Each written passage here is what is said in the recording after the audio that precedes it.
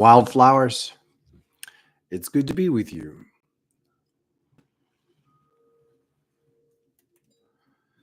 Today, we are drawing a line in the sands of time. It will be both easier and far more difficult than you may anticipate. And the simplest mechanism that you can embrace to be present with this is your own soul. You must remember. You must remember. Now, I know this may seem preposterous to many of you, but you can. You can reach past the boundaries of this lifetime, and you really have to, because right now you are likely trapped within a paradigm. Now, paradigm is a more contemporary name for this. We're talking about a field of energy, field of consciousness it's a lie. It is straight up no like way to make this look pretty. It's a lie. We are living in a lie. And the lie is very simple. We're alone. Your name is your name. Your birth is your birth. You're started here as a little baby, and you might die, and there's a void. There's nothing else. And space is empty. Utterly preposterous. Completely untrue. It's a lie. And at a certain point, you have to dig down and say, this is a lie. And in order to do that, you have to go against a great deal of mental chatter from a mainstream reality that is living in a lie. Now, I am going to learn to bend this spoon with my consciousness because I really want to. And over time, it will be given to me. And now it won't be given to me until it's given to me. I have a deep faith and a trust that the way this reality works is essentially a gift. We were given this body. You have to begin here. And we keep doing this week after week, and I need to get a little more ferocious with my assertion. You have to begin with the recognition that my body is not mine. It's alone. It is alone. You're going to give this back. What condition are you going to give this back in? You can't even ask these questions when you stay in the lie. And a lie is when you are lying down. You are asleep. It is a little story to keep you calm. It is a little container to keep you from remembering the magnificent nature of the universe, because it's overwhelming, because you're trying to be here. You are trying to be here. And make no mistake, you might not succeed. You aren't here. You aren't really here. Likely is not. You are not here. You're not here. You've got your senses activated on a certain low level, but you haven't activated your third eye, much less your heart, much less your root, much less your chin. This is an energy center that is more crucial than you can possibly relate to until you begin to recognize its importance. As you begin to wake up, there's a flow it's sort of significant. It signifies the breaking, the breaching of the dam. There are cracks in the dam, and there's dripping of water through the dam into your presence. And as spiritual essence begins to trickle through at a much more intense level, you start to sense the churn, the power of the spirit that lies beyond this dam. Now, this dam delineates the lie.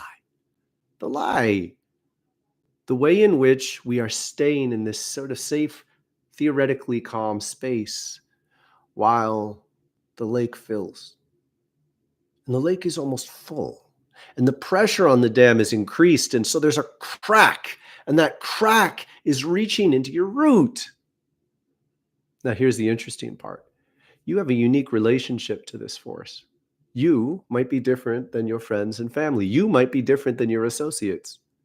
And the difference is embraced in how you relate to the little drops of essence that come into you. Now, I was adrift this morning. Like last week, I didn't have much of a sense of where this was going today. And I typically feel like I have a sense. But the guidance that came through me last week was remarkable in its own right. Like, I couldn't even remember half the things I said. I tune in to this flow and I get to feel it. I get to feel it because I've earned it. I put all my attention on this.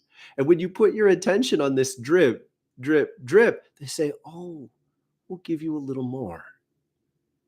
The crack gets bigger because you've asked for it and you work for it. And when you do, it starts to send this swirl up your spine. And as this drip starts to get to your third eye, what happens in your mind is often different layers of chaos. You start to open your third eye, but it's not like boom. Typically, there's a it's on and off. It's haphazard. You stare at this, you stare at that. Your power is not clear to you yet. And thus your thoughts, which are an amplification of your power or the potential to amplify the power of your presence, start to give you all sorts of possibilities. Now, these are possibilities that are given to you that you can learn to choose between. What are you going to make real?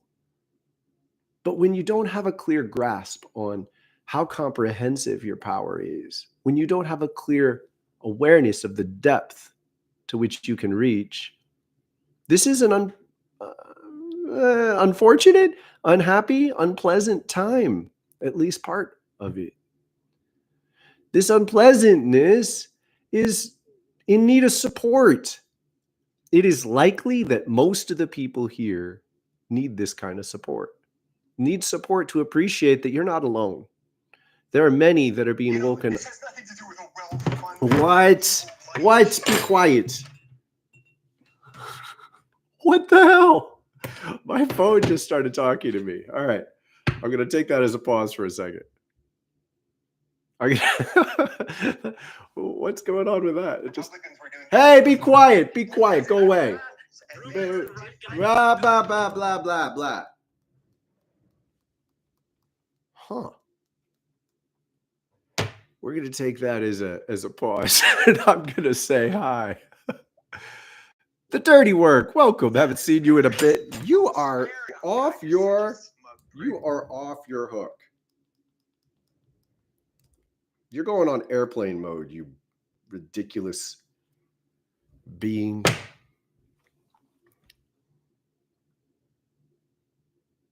Okay, look. I'm not here to make you happy. I'm not here to entertain you. I am not here to make you happy. I'm here to help you be well. I'm here to help you become an embodiment of the greatest service and love you can on earth. And that is not easy. If you're looking for just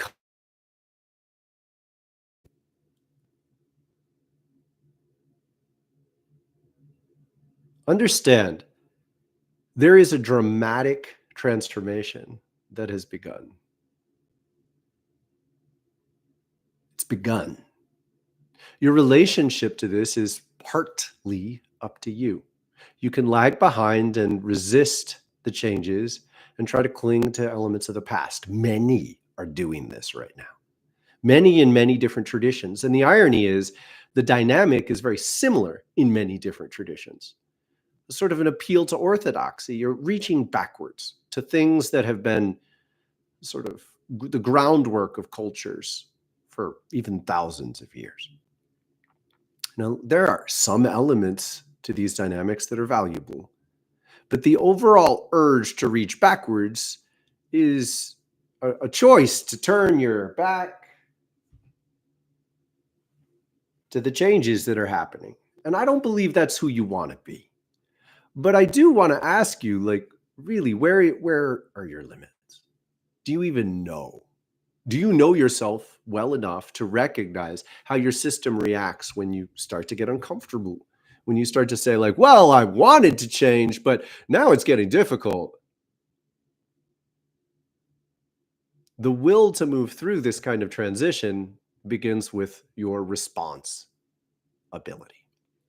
And today we're going to talk about this in a way that I haven't, and I feel liberated to, which is exciting for me and might be even more unpleasant for you, because I'm going to be challenging you in ways that perhaps you're not accustomed to being challenged. But let me be clear. I want to attract the people who can rise to this challenge. And I want to attract the part of you that wants to rise to this challenge. I have enough experience moving through depths of difficulty that I know what it took for me to get through this, and I know how I did it. Who are you? And who do you want to be? Now, when you don't know, you want to learn to rest here. The chin chakra is the note that breaks the starter set. It's the tone of light that shatters the kiddie pool. It opens you to a bigger depth. And you could do this in two ways. If you push really hard by practicing consistently, you will call a Kundalini awakening into being. This means you're sort of removing part of the cork in your root to allow a bigger flow. Now, it doesn't happen like this because it's a really big deal to induce this kind of transformation. For good reason, people do not effectively teach techniques to induce Kundalini awakenings. You're supposed to wait until life shows you it's time. And this is challenging for many folks because the same part of your mind that seeks to change, that wants the power to induce this, is likely kind of addicted to the past. It's kind of addicted to a form of independence that is dying. Now, let's be clear. You are in a position where you need to make a choice. And this choice is not something you get to do just once at first. It's something you have to practice. You practice choosing to commit to the earth. And the reason you have to practice is she's not going to marry you like that. I hesitate to put that metaphor too far, but think about it. When you make a marriage, I hope you would consider it a very deep commitment. When you make a deep commitment, you should second guess yourself. You should contemplate whether you're wrong. You should create space for doubt and talk to the doubt and let it vocalize what it feels, what it fears, and then make a decision with that. If you're not making your choices this way, you're not making full choices. You're just dragging yourself. And when you drag yourself in a new direction, it's not healthy. You want to be fully present. You want to bring all of yourself into this, or at least as much of this as you can, because as you step through a certain element of this threshold, the old ways die, and they die inside of you. And if you are still too committed to these old ways, it hurts and is way too confusing. You can get trapped in the in-between as you lose perception, lose awareness, lose perspective on who and what you are. And again, the chin is medicine for this. The chin chakra breaks the basic patterns of many world cultures. It breaks them because it's invoking a transition. It's invoking a transition in energy that allows you to bring more energy from a pranic chakra level into the denser planes of chi that flow through the meridians. When you do this, you are actively uniting the work of the Indians and the Chinese. It's incredible. You are bridging the gap between the work that these cultures have done to create certain layers of human potential. Now, this is a lot to get your awareness around. So the simple version is you can become much more present in your body when you learn to recognize the power of your chin. And you learn to recognize it in a very simple way. You learn to meditate with focus on your chin when your mind is going a little bit haywire. Things don't make sense. And you you sort of develop the maturity to recognize your mind is not going to solve this. It's a particular relationship to consciousness. It's a particular phase that you're going to go through again and again, when you have to learn to realize this is not the time to figure things out. Now, there are times to figure things out. There are moments when it's critical that you put your mind into focus on the challenges ahead of you. And you need to get better at this as your life goes on. But there are times when that is not the appropriate response to the challenges you experience. And you need to learn to know these. You need to learn to feel it. And then when you shift your attention here, you are saying yes. You're saying yes. You're saying yes, even though I don't understand, let it flow. You're saying yes, draw this through my root. You're saying yes, I want to make this openness between me and the divine web of life a little bigger. Let more essence flow through, knowing full well you can't just go back. Some things, when they're broken, you can't fix them. It's a lot harder to fix a dam than it is to break it. And once you break open, you can't go back. Now, here's the thing. For many of you, this is normal. For many of you, this has already either begun to happen or even happened on a fundamental level. And that's why we are charged, we are called to talk about this so much more. You need this as medicine. But please be conscious, other people here haven't gone through this yet. So we're dancing in a difficult time because there are reasons a lot of this knowledge was not shared for thousands of years. There are reasons. It was too dangerous. You needed to be around a teacher and a community that could hold you. And now, so many people are getting affected through harmonic resonance. You are relating, you have been relating directly through the group consciousness of the earth. And you're learning lessons that people did not used to learn on their own. Now, in all likelihood, you're tapping into work you've done in other lifetimes already. And that alone is a huge step. To embrace that, to normalize your awareness, to normalize your day-to-day life, knowing that you are accessing past lives is not particularly easy. It's likely you were surrounded by people who they are not ready to talk with you about this. They'll start calling you crazy in a way that makes your life worse. And I deeply encourage you not to go right at such folks. It's exhausting. And some of you definitely do that because every group who begins to access these depths of consciousness has some fiery souls who are like, I'm not giving in.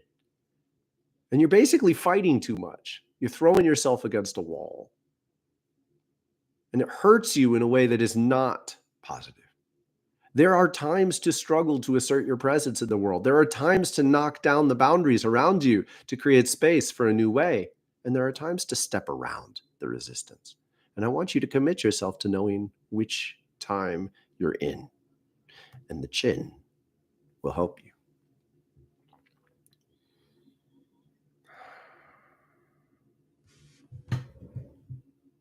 Shayna, welcome. You're welcome. Lori, thank you for being here.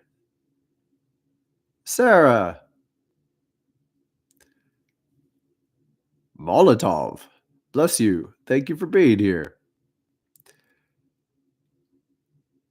We are at the edge of a new threshold.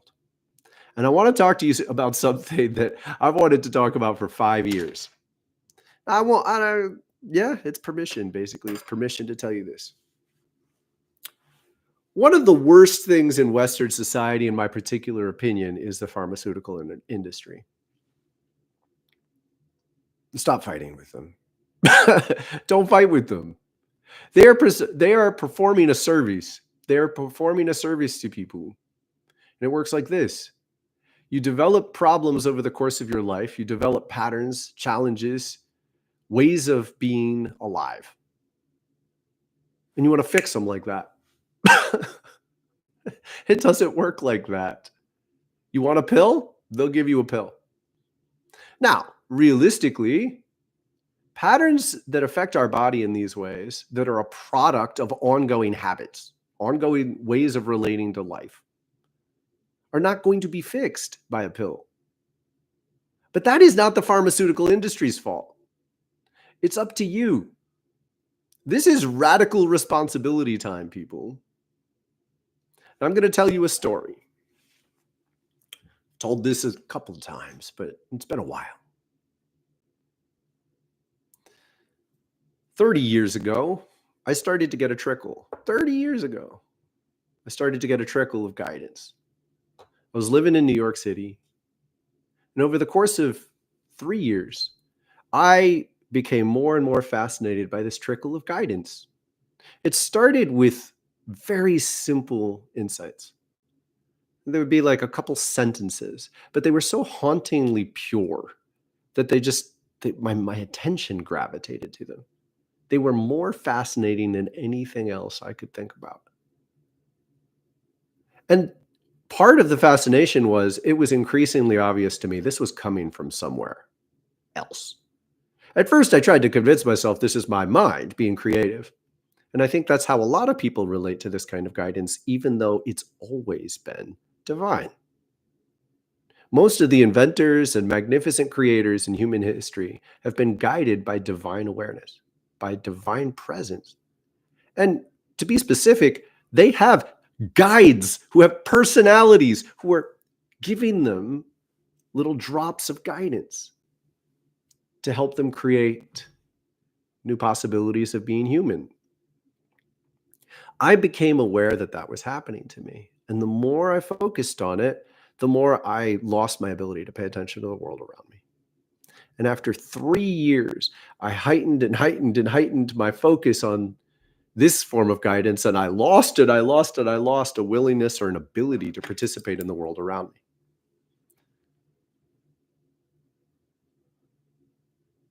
I hit a point where I couldn't sleep or eat much at all for a week. I went into work halfway up a skyscraper, and I couldn't feel anything. I remember going to the bathroom, hitting myself, just trying to feel. Couldn't feel anything. I got online and I was participating in online conversations, and they went sort of haywire, and it felt like I was getting messages that spoke directly into my experience in a way there was no way these people could have known what was happening to me. And it terrified me. I lost a boundary in consciousness. And I'd been pushing to open it, right? I'd been pushing to open this boundary for years, but then when it worked, I was like, ah! I was not only able to see in every direction, pick up on the emotions, feelings, and even the thoughts of the people around me. I was aware that I was seen. I was being perceived by external consciousness in a way that was terrifying to me. I asked for help, and someone called 911. And the people came to me, and when they showed up, I started to cry. As soon as I started to cry, they said, okay, he's going to the mental hospital.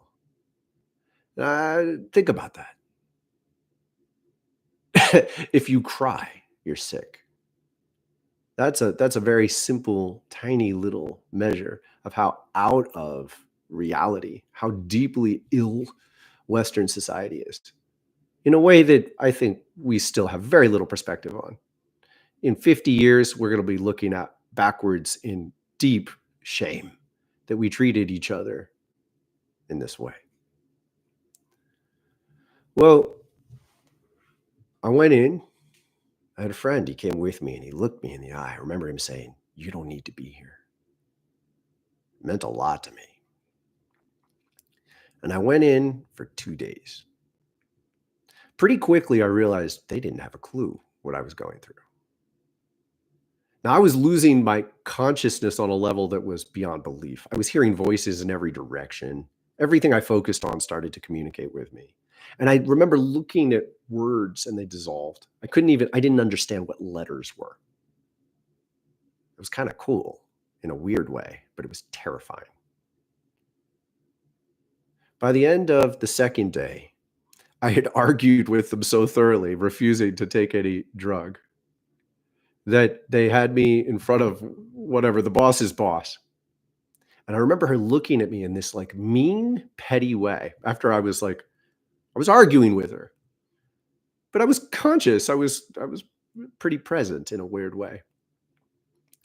And she said, "We could have you strapped down and injected." And her face got like this mean, controlling look. And in that moment, I'm like, they definitely don't know what I need. And I just remember staring right back at her, saying, "Aren't you afraid of being wrong?"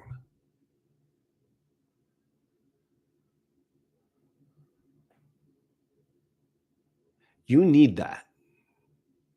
I don't mean to belittle your challenge. Some people have it worse. Some people have it better. I had support. My girlfriend was sitting next to me at the time. I had parents who came and got me.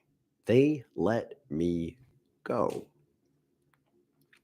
because I was demonstrating enough of a presence and center.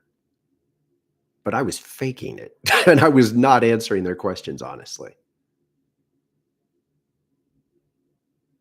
You have to take responsibility for your health, your well-being, and the very essence of your consciousness. This is not a game. This is not something you can engage as a hobby, because at a certain point, the dam breaks. And when the dam breaks, you have to find the center within yourself. You can't turn yourself over to someone who can do it for you. Yes, you would probably calm down some in my presence, but it would not last.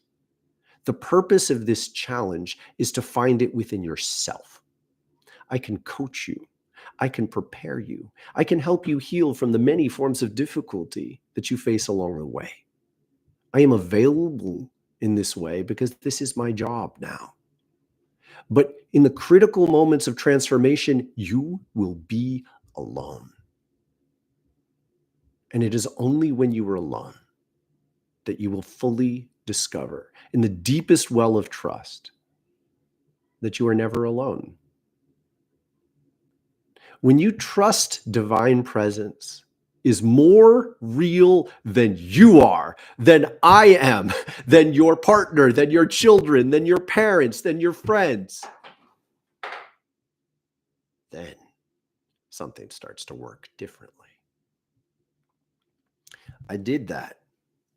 It worked. I kept it. I kept it. I kept that trust. And in a certain way, you can't not. Now, you can activate yourself, open the doors, and then fight with them. It is possible. And it is exhausting.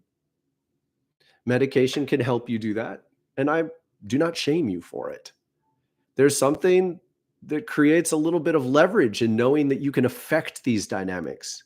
And if a substance that's external can help you do that, good for you. But own your relationship to these things.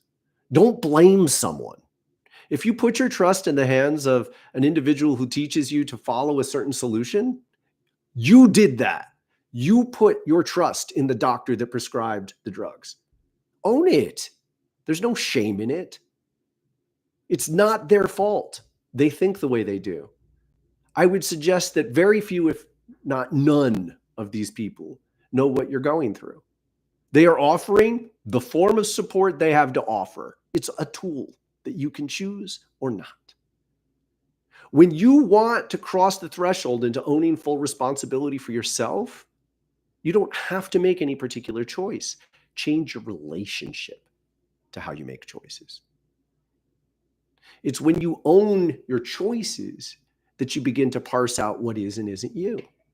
Because it's likely, if you feel that you're at the threshold, the edge of a mind that's falling apart, where you hear and see and sense so many different phenomena, voices, presences, thoughts, conscious awareness, it's so much that you feel insane.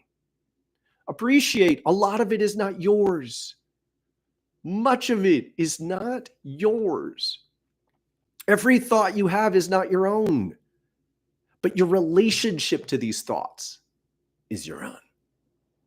You have to learn to be able to conceive of reality as something that you are seeing with your mind. You see everything. You see everything. You see all the hate, all the abuse, all the violations. You see it. It's in your community anyway. It's in your community. This is the raw, brutal, awful truth. Hiding from it behind boundaries that are pretty fragile is not safe, because a deep form of your consciousness knows full well that these are fragile boundaries. And you're pouring energy into maintaining these boundaries on a level that completely debilitates you, makes you weak. To be fully present is to take full responsibility for these things and to learn to say, what? I'll learn to be at peace. I'll learn to be at peace with what I recognize. I will learn to see. But in the process, you see the beauty also. And you slowly or quickly begin to uncover that you've been throwing out the best with the worst and they are not equal. This is a shitty deal. You're throwing out the best with the worst. And to do that, you have to have some kind of mental comprehension of either equality or even a sense that the worst is worse than the best. It's not. The magic, the pure divine presence, the love that is possible within you is far more powerful than the pain and the fear. The truth of the matter is, every awful thing you encounter is not real. You don't have any real relationship to the awful things in your life. What you have is a projection you place on top of negative dynamics. Understand these. Everything, the worst things you can think about, I won't list them for you. The worst things you can think about, they're not real. They're not real because you can't even see the reality of them. You are projecting on them. Your interpretation of what they are, even if word for word you could have a conversation with someone else about what they are, you are both having an entirely different relationship to what they are.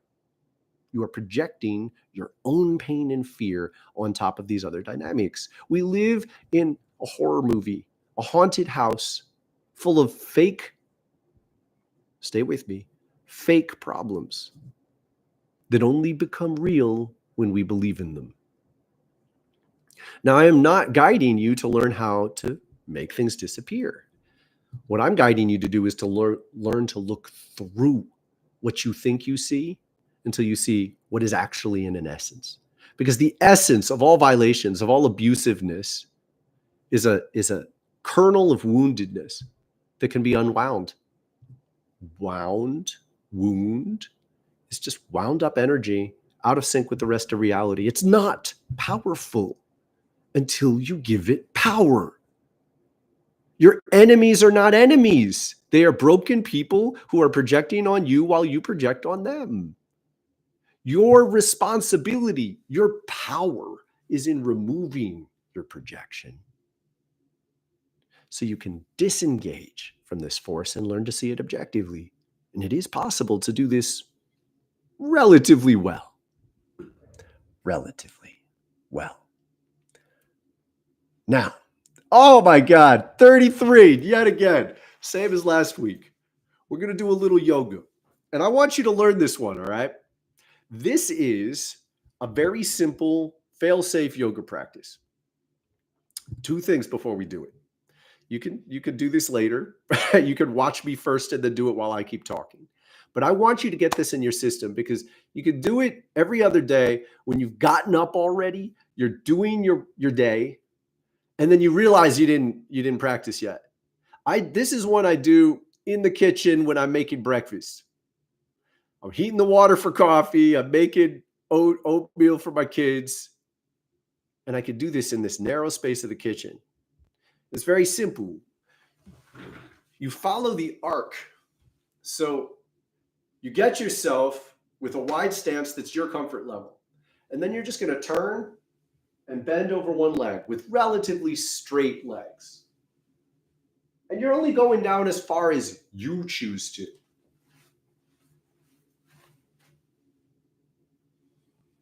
Now, if you stay happy with this,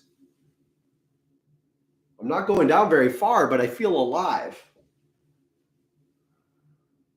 I want to go farther, but I'm only going to do it if I stay natural, joyful, grounded, alive. Most people go past their limits. Then you don't like it. Then you don't do it the next day. That's not success. Keep the back leg grounded and then stay.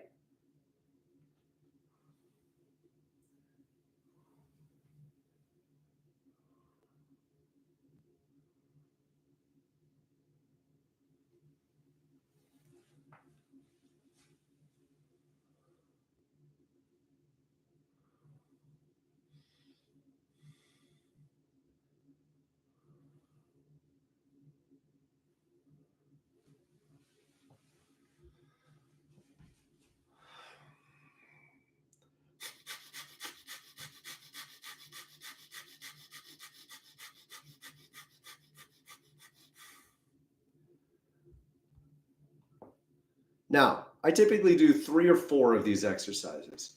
So with that, I can do triangles in the same way. You don't go all the way down at first.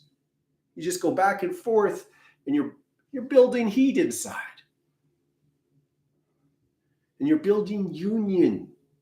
You want your body to work together. Yoga means union with the divine. The divine earth gave you this body. So treat your body that way.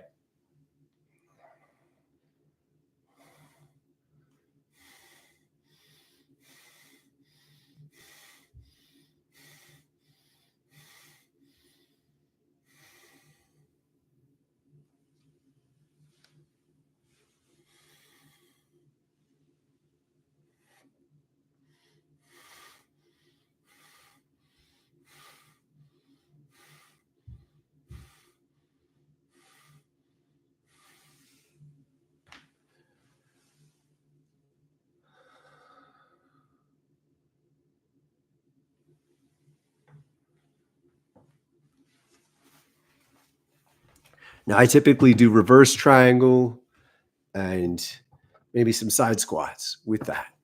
It takes less than 10 minutes. You could do it while you make breakfast. I strongly encourage you to add this as your sort of backup practice in between the others, so you end up doing something every other day. Look, you want to do some movement soon after you got up.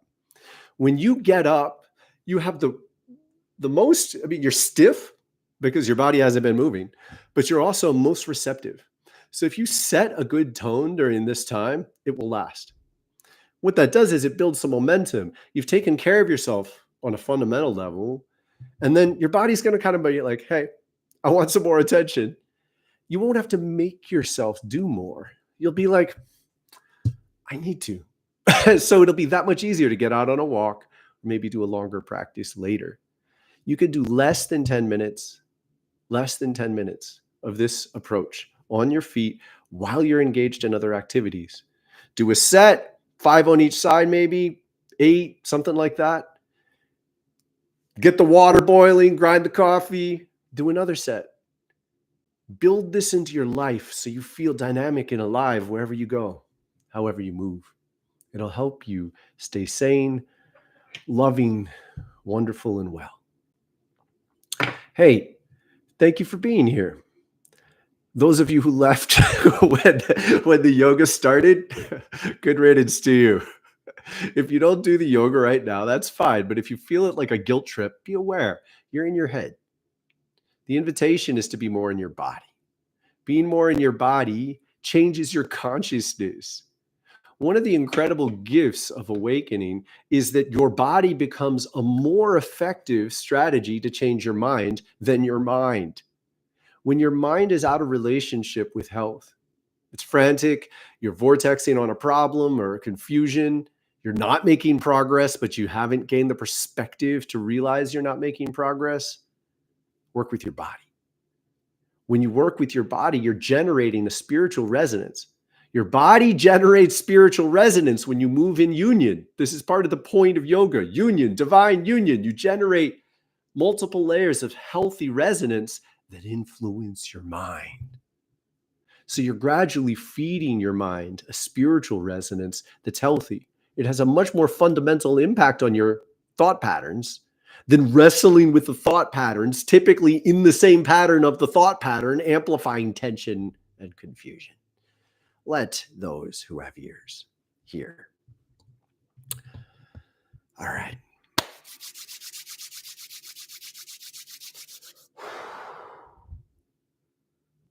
This, what's yours is yours, what's mine is mine. I have the capacity to pick up on the most prominent thoughts and feelings of everyone who pays attention to me from afar. It's non-local. It works. In order to be at peace with the ability to see and recognize this much, you have to be able to navigate with grace through the levels of influence you have and that you don't have.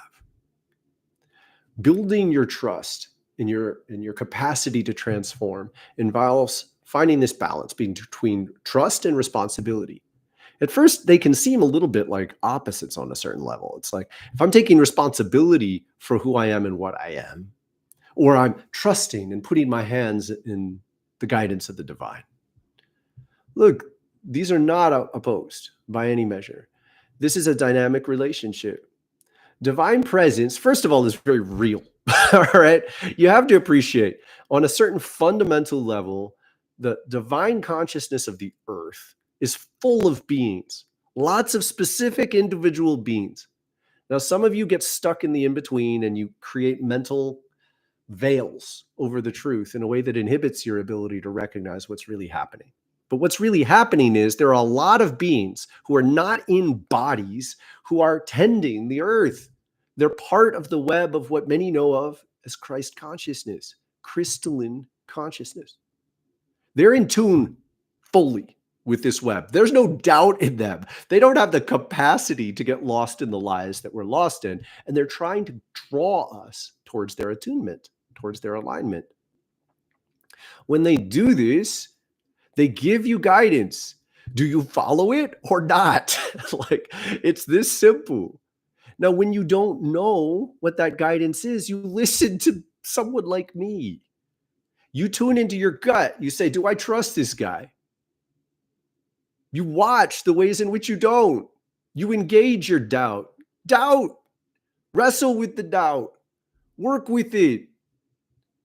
And then try out the strategies I share, because these are strategies that will fundamentally help you realign. We're putting you in a better position to hear and sense and tune in with divine guidance of the earth.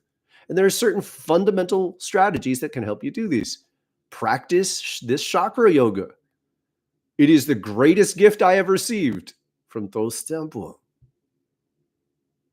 When you practice it, you help to weed out the distractions that are fundamentally out of tune with your body and your spirit and a healthy mind that's in relationship to this place. And understand something very dramatic is happening right now. And it's going to continue to happen. I'm urging you to think it's 12 years, sort of started a year ago, going another 10, 11 years. Everything's not going to be okay after that, but a lot will be much clearer. And for this time, 2034, 35, for this time, which is really, by the way, the second 12-year cycle of the new era. For this time, it's appropriate to not rest in expectations. Just don't let much surprise you. A lot is going to be stirred up. And I urge you don't jump into the drama too quickly. Don't take sides in fights too quickly. Some things are worth fighting for. Sometimes divine presence might actually ask you to fight. There are causes that need this in the right moments. However, many things are not. What we're looking at right now is a world where a lot of different people in a lot of different communities are essentially over-identified with certain hues. They're over-identified with red and they've decided blue is a demon. They're over-identified with orange and they've decided yellow is the devil. Now, they don't necessarily recognize this is what they've done. But what they're actively doing is they're taking the flaws in another way and they're saying that's who they are. And then they're taking the good in their own way and they're saying, this is who I am. Well, look, the other groups are doing the same thing. So they're basically blind to their own flaws and over-focused on their own gifts. Now, here's the good news. The gifts are real. The gifts in most global communities are very real. And they're meant to be gifts for the rainbow. They're meant to be what you bring to the rainbow table. This is the purpose. And in order to do this, you have to be weeded of your flaws. Every community, every culture has some relationship to these dynamics. They have a sacred essence that is true and good. It is the pure hue that you bring to the rainbow. The rainbow needs all her colors. But then you've decided to overemphasize your strengths and to diminish the gifts that others bring. We were talking in the sanctuary about the blessedness of prayer and how absent prayer is in Western cultures. We have so completely lost our relationship to our ability to influence reality through collective consciousness that many, many, many people think of it as hogwash. They think of it as just pure drivel. Meanwhile, one of our dear friends who lives in the Middle East is part of a community where the local government calls for prayers for rain, and it works. When you look at the beautiful dynamic of many people praying together to relate to the earth, to be present with the elements, to recognize that our consciousness has the power to call into being forces of the earth because we are part of the earth. But when we don't believe it, our lack of belief inhibits our power. When I tell you that you are far more powerful than you know, when I tell you that you have the power to generate reality through the focus of your belief, if you doubt me, you are creating your powerlessness. Your own sacred ability to generate reality is used to generate a reality where we are not powerful enough to generate reality. And this is happening all over my country, this country that I live in.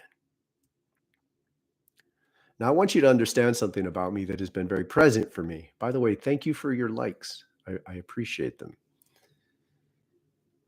I am the 8th generation after a great grandfather who was on the Boston Tea Party.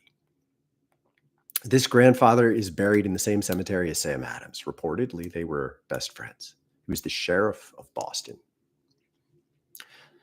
Same name as my father, Joseph Shedd. Many, many, many traditions know 7 generations of curses. Those people who are still applauded in many circles had the cowardice to dress up like Native Americans when they dumped tea into the water. Now, purportedly, they were doing it because they had their own tea smuggling business. It's likely that was my relatives. Don't have the hard evidence, but I kind of had the instinct. They had their own tea smuggling business, and they basically just wanted to enrich their businesses. And they threw Native Americans under the bus in a much more horrific way. And we proceeded to annihilate Native Americans all across the country. You know, there's a fair amount of evidence, historical evidence, that the British, after the French and Indian War, as it was called, of the 1750s, the British made a treaty that said, we won't pass the Appalachians. We won't colonize over the Appalachians. And that this alone was a huge part of the motivation for the Revolutionary War in America. Oh yeah, we want freedom, freedom, freedom. We want to go more land. 7 generations of curse, and I'm free. I am free from a curse that was visited upon my family very, very fairly. And some of my greatest teachers and healers were Native Americans. And they healed me. And it almost felt like they knew exactly who I was and what was happening. They wanted me to understand. And they invested me with the trust and respect for tending this land as they died. My greatest teacher is passed. He's passed on. And before he died, the last words he said to me is that he loved me. And he taught me year after year how to relate to the sacred spirit of the earth, the sacred presence of nature. And I wasn't well when I got to him. I was not well. My culture, the culture I grew up in, very actively demonized red. We called red the devil. We called down bad. And essentially, it generated a spiritual, moral superiority over earthly presence. Now, it's a terrible, terrible choice. Churches all across the world, but certainly in the evidence I have in America, churches all across the world have been raping their children. How sick can you get when there is a systematic raping of children? And not only is it systematic, there is obviously something deeply rooted where these priests get protected. The Catholics, the Methodists, the Southern Baptists, the Episcopalians, I have evidence of all of them. And I'm sure there are others. I work with people again and again and again. It's the same pattern. These people were molested as children by priests, and the priests were protected. This is a product of a culture that is deeply out of touch with the body, with the presence on the earth. Native Americans know something called the Good Red Way. Now, I'll tell you something. Native Americans can be rough, and I do not mean to go out on a limb here, but I've never heard of a child molestation problem. Forgive me if I'm wrong for anyone who's been damaged in this way. But when you are more at peace with your body, something can be well. When you are more at peace with fire and earth, when you put your fear down, when you say everything that's red is bad, you forget how to use fire to burn what's bad. When you put your fear in the body, you lose touch with how to channel the desires and the interests of the body. And when you believe in a false version of Jesus, who was sexless, you lose an ability to be with healthy sexuality. When you read the lost gospels of Jesus, you find that he was in love with Mary Magdalene, and that's what they cut out of the Bible.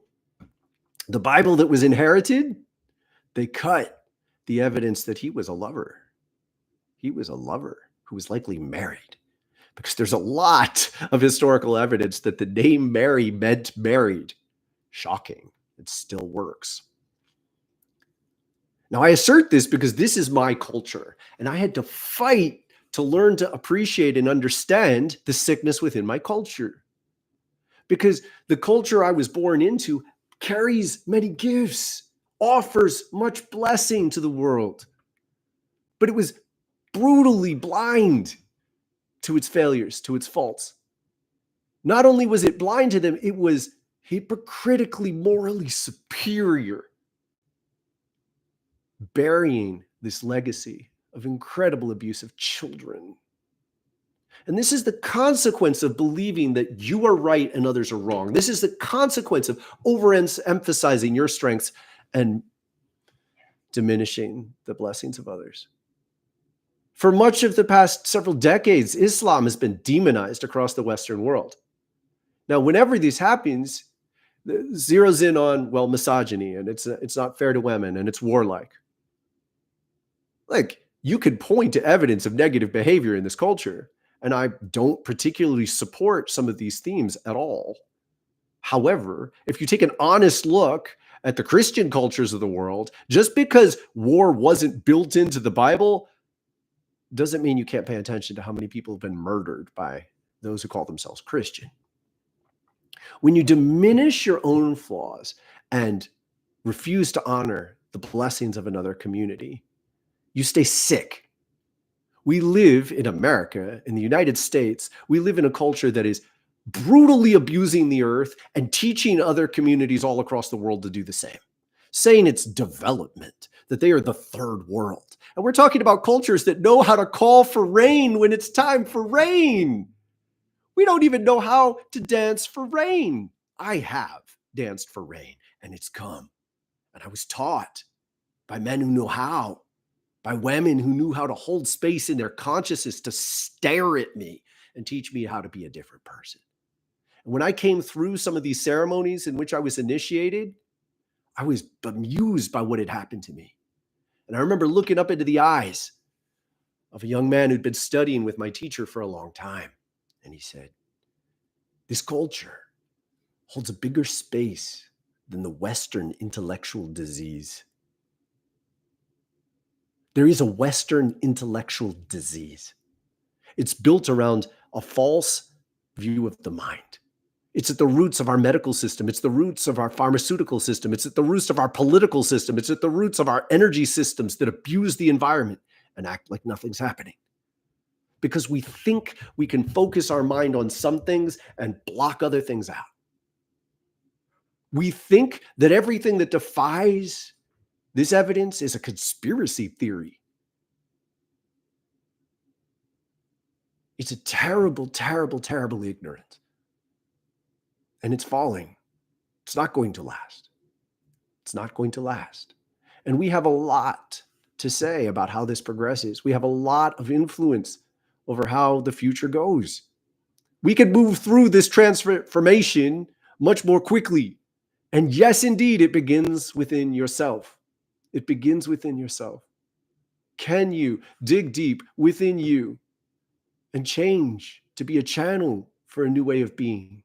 Honor the strengths and the blessings of other cultures. Recognize their flaws in an act of service. Be humble when you see the flaws in another community. Don't use it as evidence not to respect them at all. If they do that to you, you have no place. There are way too many flaws in the Western Christian way of being. It is easy to see them. And if we threw out everything in this culture that I live in, we would lose a lot. There's a lot of goodness here too. There's a lot of blessings. I won't name them. They're shoved in your face all the time. What we need to name is the blessings of other communities and other cultures. The incredible gifts from China and India, Arabia, Persia, Russia, Africa in many communities, northern, southern, central. The gifts that are currently outside the global culture are banging at the doors, and they need to be integrated, and the only safe place to rest is a rainbow. It's not difficult to comprehend, but it does shatter your mind, and it does bring you out of relationship with most of the people around you. When people have developed an entire way of thinking around the sense that red is bad and blue is good, every time they see red, they strike. Which means if you are a rainbow that includes red, they'll hit you. They cannot and will not tolerate your presence because they've decided that the energy that you bear, just a part of it, just a little 12th of the energy that you bear, nonetheless, they have this program within them that says that's evil. And this is happening in so many different ways. This culture thinks yellow's bad. This culture thinks brown is bad. This culture thinks orange is bad. This culture thinks green is bad. And as a result, we don't know how to be together. It is my calling to help hold space to be together, to draw the rainbow into being. I was taught by teachers from many different communities and many different cultures. I was broken and put back together by people from other ways of being. And so I can honor them in a fundamental way. And I do. And to understand and appreciate how this works within you is very simple. When there is a pure essence that is pure light, it's unrefracted light. You refract light through a prism, you get all these different hues. And I encourage you to think in terms of 12, not 7. You see all these hues of light, and really there are shades. But you see all these shades of light, If you identify any one of these shades as bad, you can't let pure light flow through you. It's a fundamental barrier. It doesn't matter which you choose. The point is that you're choosing to discard something as bad. It's a way of thinking that evil is an abstract presence that can be identified and personified. I'm inviting you to let go of so much that is normal in our cultures. Evil's just sick. That's it. It's not a particular color. Every color can get sick. Evil is just a sickness that is unhealed, and it thinks it's well. So it seeks to justify and perpetuate itself. And it seeks to dominate from where it is. Much of global culture has been generated by this pattern. Yes, you do need to understand this. Because we're dissecting, we're dissolving, we're untangling the ways in which we are surrounded by self-righteous, sick ways of thinking. And you have to weed through it to stay present. Because you are being offered pure light. You are being offered pure light every day. And you're saying no.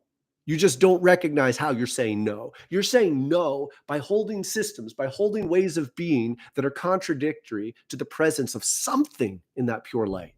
Just something. And when you say no to that something, that little essence of red, that little essence of orange, you say no to it, you're saying no to all the light. It's gone. It says, okay, I won't stay.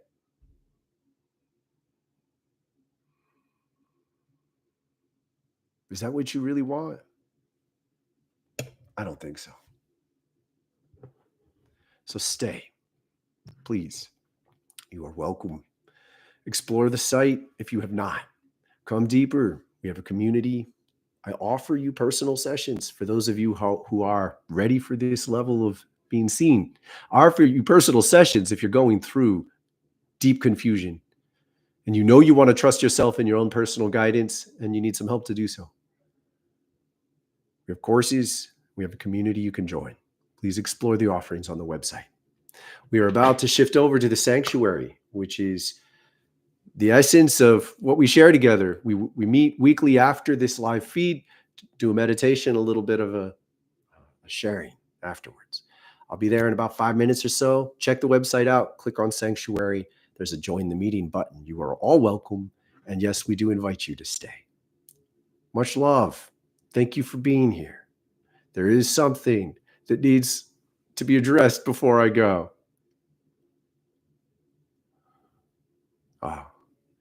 Just please find your heart. As we part, please find your heart. Learn to feel your heart. Whatever it's saying, whatever it's resonating, breathe with it. Learn to stay. Learn to honor what your heart says. You will find that you are avoiding your heart because it is often telling you painful stories.